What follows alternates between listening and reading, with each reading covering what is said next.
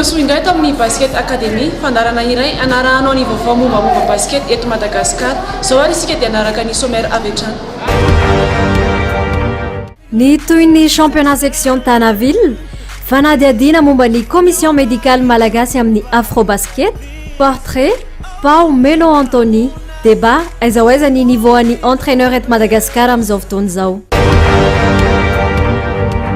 Anomboantsika azy ireo vokatra avy izay tsy narahantsika teo amin'ny championnat section Antananarivo renivohitra.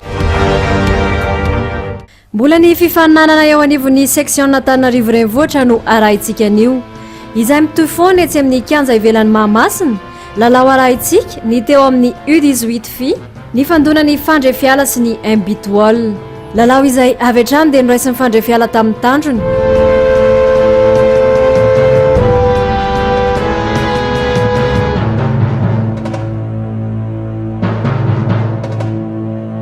Varia tsara ny fanafiany mena ary précis tsara izy ireo eo amin'ny shoot longue distance.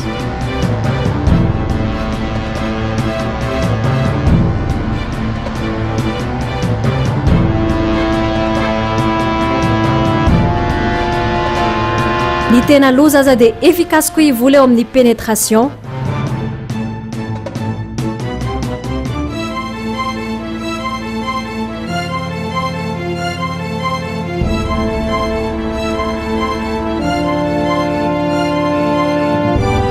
Elany nefa ny fota amin'ny torimasony ihany ny imbitwall.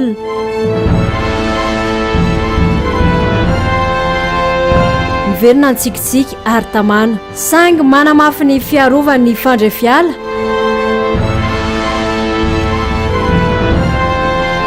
Tsy nahakiva ny imbitwall nefa zany notohizan'izy ireo hatrany ny valim-panafiana.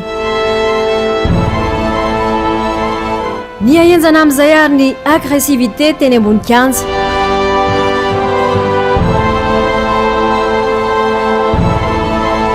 Hita manatombo bebe kokoa teo amin'ny traikefa nefa ny mena.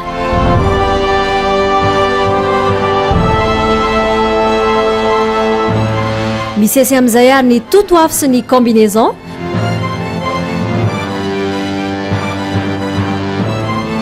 Midribla na amin'ny sisiny fa tratry mivela pandrika nareo voaka amin'ny sisiny bola dia miverina foana. Nametraka ny système Oswald sy ny imbitwall ka nahazo aina kely indray.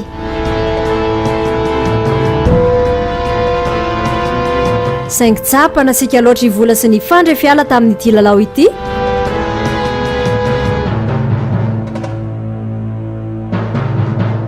Nanofokofoka farany imbitwall saingy lavo ihany 220 no 20.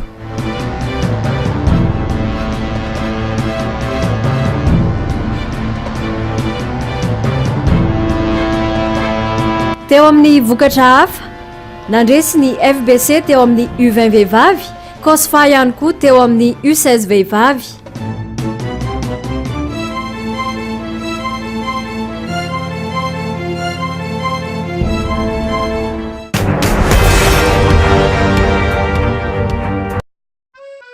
Matianina tanteraka ny fanomanantenan'ny ekipa pirenena U18 amin'izao fotoana izao. Tafiditra ao anatin'izany ny ara-pahasalamana sahan'ny commission médicale.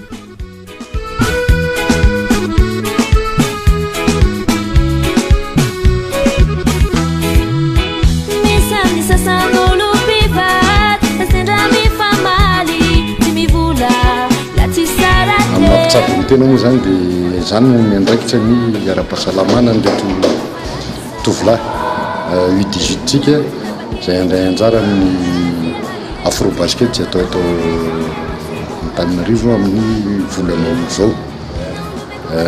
Miandraikitra ny ara-pahasalamana amin'ny ankapobeny ary manara-masany koa amin'ny fahasalamany andavanandro sy mpanomanana ny lalao. Enim-bolana mikotrana enjana tokoa ka mora tratra ny blessure ireo mpilalao.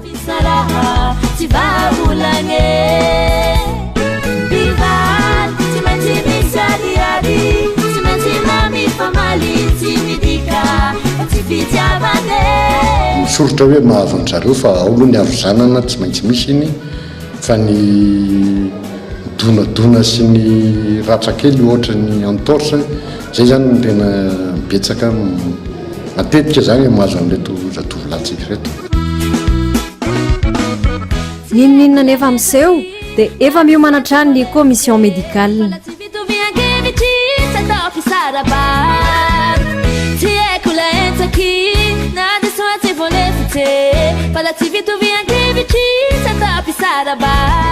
Rehefa mitranga moa mitranga ny zavatra ohatr'izay dia efa misy efa zavatra efa nianarana no entina hitsaboana azy ireo, ary misy koa fiaraha-miasa akaiky dia akaiky amin'reto mpitsabo namana atao amin'ny Académie nationale des sports, ireo dokotera zay sy ny kinésithérapeute zay miara-miasa akaiky amin'ny fédération malagasy ny basketball.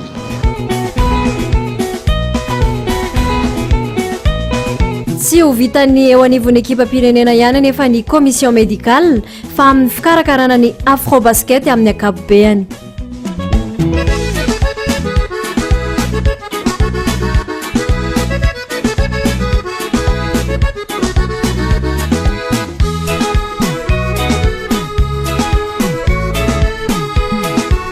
Amin'ity andiany faefatra amin'ny afrobasket zay ho raisitsika ity dia ny andraikitsy ny commission médicale zany dia ankoatran'ireo zay efa mahazatra nandritran'izay édition anankitelo taolo zay dia amin'ity indray mandeha ity zany dia sady hisy ny contrôle des âges ho an'reto tanora zay mpandray anjara rehetra, ary isy ihany koa ny contrôle na dopage zay iarahana miaraka amin'ny FIBA Afrique.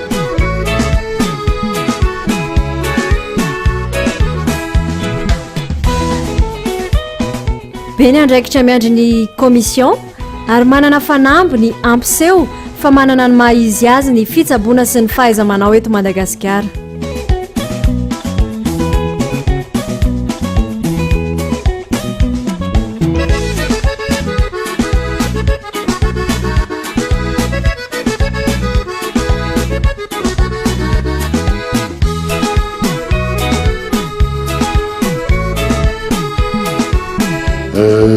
Eto amintsika moa zany eto Madagasikara dia misy ny hoe mampiasa ny radio numérique,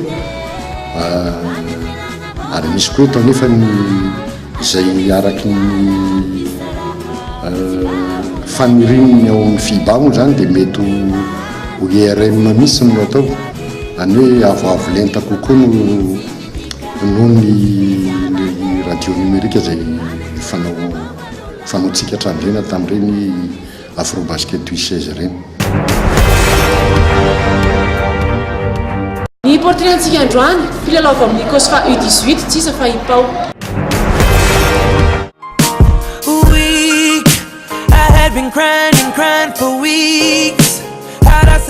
Hitondra portrait indray isika mpikambana ao anaty ekipa pirenena U18 tsy iza fa ipao voninanao zavatra amin'ity tao mpilalovan'ity izy.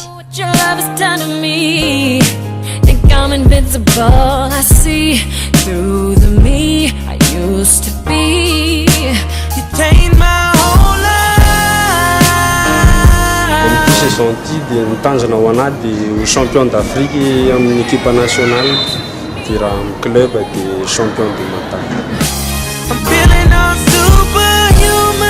Mbola tanora dia tanora tokoa ipao ary mbola vonina ny anamboatra izay tsy mety. Joueako mila amboarina tira aloha voalohany indrindra. Na mbola tanora aza dia efa nametraka fahatsiarovana sahady. Fahatsiarovana nafinaritra anahy indrindra dia sahalany équipe nationale voaloha tamin'ny Setchiso hitany Comore. Nisy ihany koa ireo nanjombona teo amin'ny sehatra iraisam-pirenena no nisehony izany.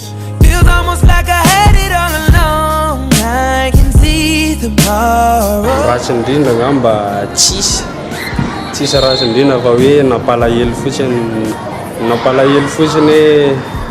hoe vice champion zay tamin'ny Setchiso zay angamba napalahelo fa tsara foana. Carmelo Anthony Anisan'ny tena ny influenceny fitiavany sy ny fomba filalaoan'ny Pao. Idolako Carmelo Anthony dia natonga an'izay ohatrany hoe sendra savo nanao basket izany dia efa hoe vao mijery ny lalaoany dia ohatrany hoe izy izany hitako mahafinaritra anahy filalaoany dia izay no nitiavako anazy. Pao vonona tanteraka amin'ny Afrobasket.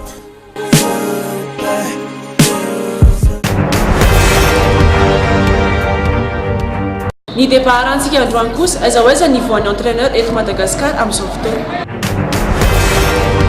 Dia hitanareo tsy manao sy misikosikotra nareo fa misy rehefa aty amin'ny sisiny izy andehanao any amin'ny rindrina dia andraso fotsiny dia azo zay ok tsisy misososo eo dia anareo any adversaire anareo fa tsy Entraîneur na mpanazatra thème mbola manalasala eto Madagasikara amin'ny fandrosoana satria mbola betsaka ny mila amboariny.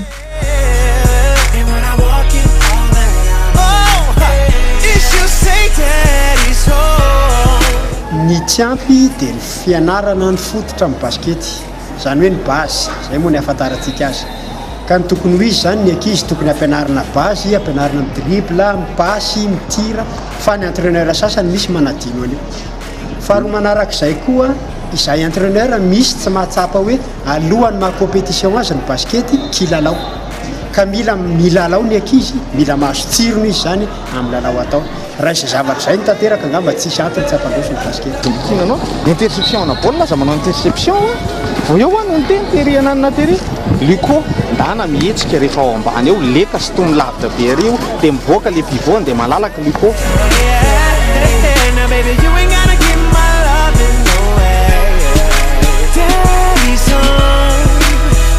Mahavelom-bola anefa satria hita miamitombo ireo tanora te hanao izany ary tsapa fa misy ny fahavononana handeha lavitra.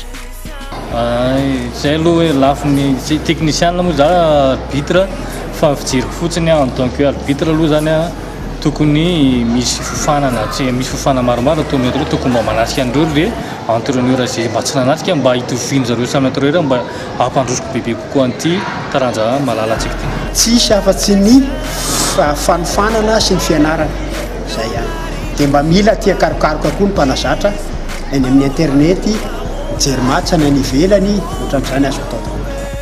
Anjaran'ny mpanazatra tsirairay izany no mandinika hoe aiza ho aiza no misy ny niveauany amin'izao.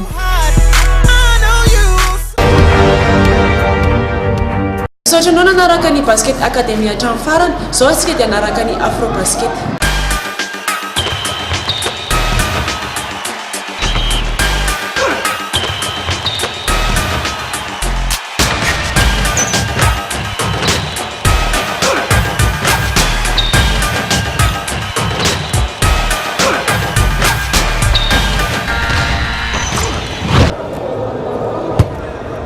Voilà, nous sommes toujours à Abidjan, toujours sur cette Afrobasket 2013.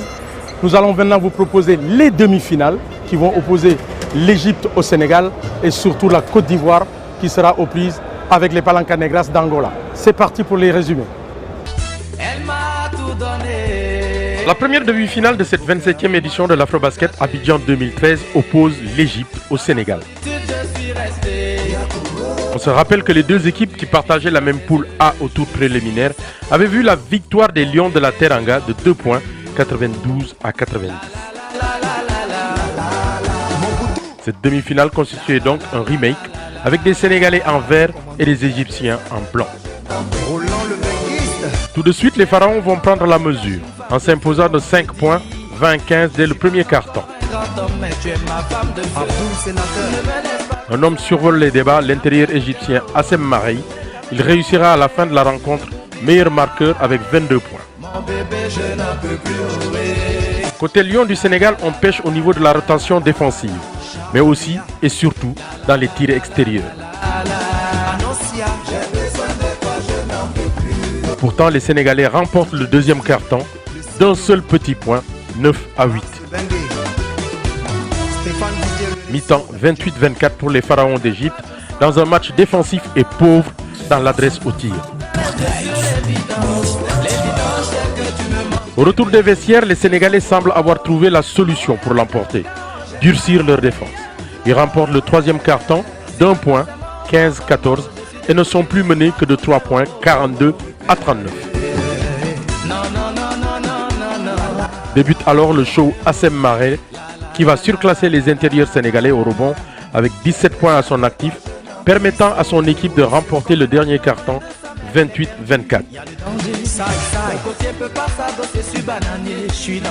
Les Sénégalais très remontés face à l'arbitrage perdent leur sang-froid et leur concentration et sont battus.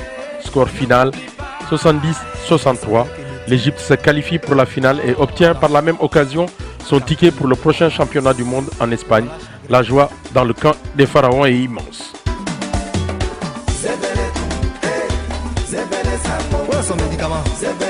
La deuxième demi-finale oppose dans un palais des sports plein comme au neuf le pays organisateur, la Côte d'Ivoire, tout de blanc vêtu à l'Angola, finaliste malheureux lors du dernier Afrobasket Madagascar 2011.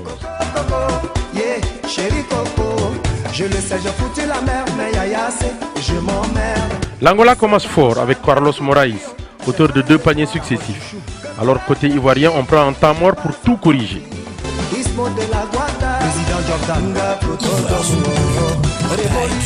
Dès la fin du premier quart-temps, les Angolais mènent 23-10. Cela a le mérite de réveiller les Ivoiriens qui accélèrent le rythme de la partie. Grâce à une défense agressive ponctuée par des contre-attaques, les Ivoiriens remportent le second quart-temps, mi-temps à l'avantage des Ivoiriens, 36-33.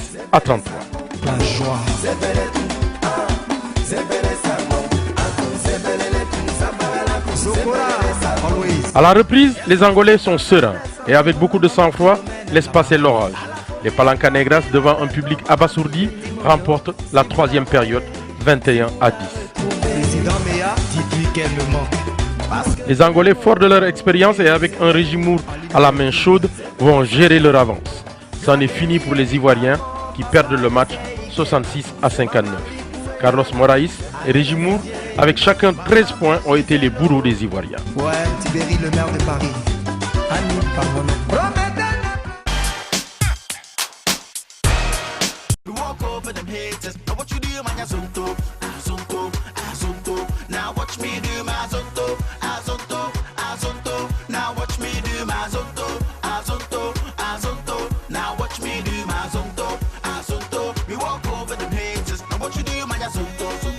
Luc Bahamouté, international camerounais. Le sida est une véritable pandémie, alors protège ton basket, car se protéger contre le sida, c'est protéger son basket. Ensemble, atteignons le seuil 0 infecté, 0 affecté et 0 décès du VIH-sida.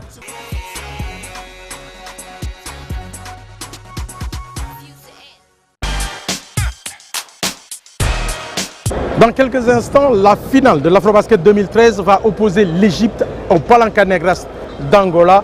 On regarde le résumé. Dieu n'appelle pas les qualifiés, mais il qualifie ceux qui l'appellent. J'y sais plus rien. Si ton bonheur Dieu, ça viendra, prends courage.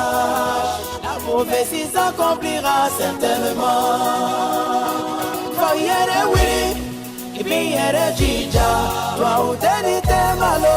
Patron Ambanda.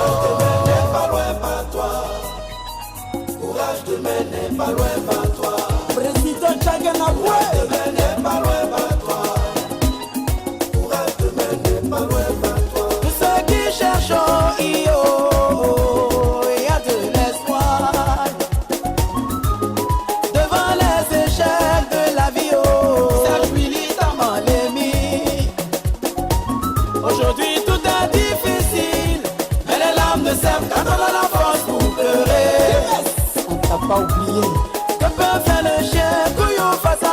Une finale inédite dans ce palais des sports de Treichville qui vient de connaître une véritable bombe avec la défaite de la Côte d'Ivoire pour la 3e place face au Sénégal. Une finale qui semble déséquilibrée car opposant 2 équipes au parcours contraire. L'Égypte n'a retrouvé son basket qu'à partir des 8e de finale, après 3 défaites lors du tour préliminaire, alors que les Angolais en blanc n'ont connu la moindre défaite jusque-là.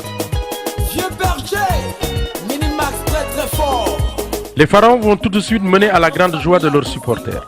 Ils remportent le premier carton d'1 point, 13-12. ne paye pas ciment. L'Angola se réveille lors du deuxième quart-temps avec Moraïs à droit à 3 points. L'Angola remporte cette deuxième période 16-8. À la mi-temps, le score est de 28-21 pour l'Angola. Les Angolais vont alors exercer un pressing sur le meneur de jeu égyptien et procéder par contre-attaque. Ils mènent maintenant de 18 points, 46-28 à la fin de la troisième période. C'en est fini pour les Égyptiens qui subissent la loi de Carlos Moraïs dans une joie indescriptible. L'Angola reprend son titre perdu il y a 2 ans à Madagascar. L'année de mon année, l'année de mon année, cette année, l'année de mon année, ah ouais, oh, l'année de mon année, c'est notre année, l'année de mon année, à 17. Pour ton travail, c'est ton année. 2011, it's in the past. Today is the present, and we will have 2 years to celebrate. Comme tu as vu le championnat d'Afrique, très bien. Mais sans surprise, on a souligné la valeur du basket d'Angola. 24 ans. Oui, on a juste prêté la coupe. Maintenant, on est venu pour l'amener chez nous. Allons, Angola, la meilleure équipe d'Angola. Les Palanca Negras sont de retour. Confiance, lieutenant Bobby Firmin. All night Sunday, sun crew. Follow me now, listen. Say high tech, yes, you're rolling hip hop. Say J-roll, just you're rolling hip hop. Redefinition, say you're rolling hip hop. Say black soul, come to rock it out. From the first to the... I'm Carlos Moraïs, the MVP of the African Championship of 2013. I love African basketball. Derrière moi, les journalistes angolais qui doivent être super heureux parce que tout simplement, le MVP, le meilleur joueur du tournoi, c'est Carlos Moraïs, le meneur de jeu des Palanca Negras. Car Dieu ne choisit pas les hommes capables. Ses mains et ses pieds sont ceux d'un surdoué. Et ils appartiennent à Carlos Moraïs, 28 ans, meneur de jeu des Palanca Negras d'Angola et du célèbre club du Petro Atlético de Luanda. Les parquets de basket, Carlos Moraïs les connaît bien pour avoir joué avec la sélection nationale et son club à travers le monde. Champion d'Afrique depuis 2005, il vient de décrocher en Côte d'Ivoire son 4e titre en 2013.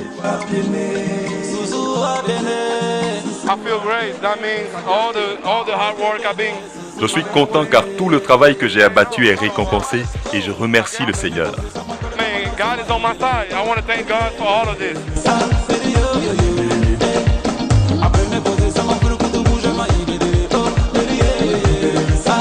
Lors de ce championnat d'Afrique, Carlos Moraïs a marqué 111 points, réalisé 32 rebonds, 50% de réussite à 2 points, 35,29% de réussite à 3 points. Des statistiques époustouflantes.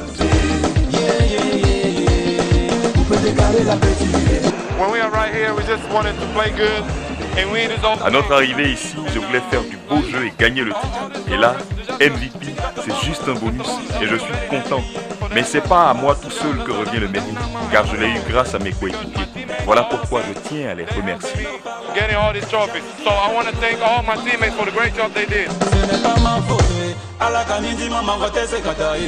Dans les gradins du palais des sports de Treichville, un spectateur pas comme les autres. Il s'agit de Moraïs, frère, qui évolue aussi dans le même club, le Petro Atlético de Luanda.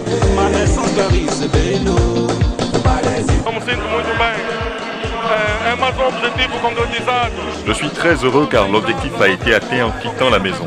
Nous avions eu une discussion, je lui avais dit « Carlos, tu sais, tu es prodigieux. » Il a su gérer sur le terrain et là, il a obtenu. Il est tout simplement formidable.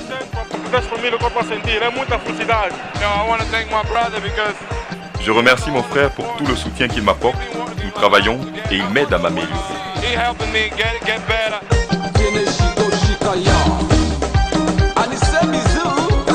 Alors qu'on l'annonce déjà à NBA, Carlos Moraïs, comme pour faire taire les rumeurs, a lancé à notre rencontre. J'aime l'Afrique, j'aime réellement l'Afrique. Et donc, vive l'Afrique, c'est tout ce que je puis dire.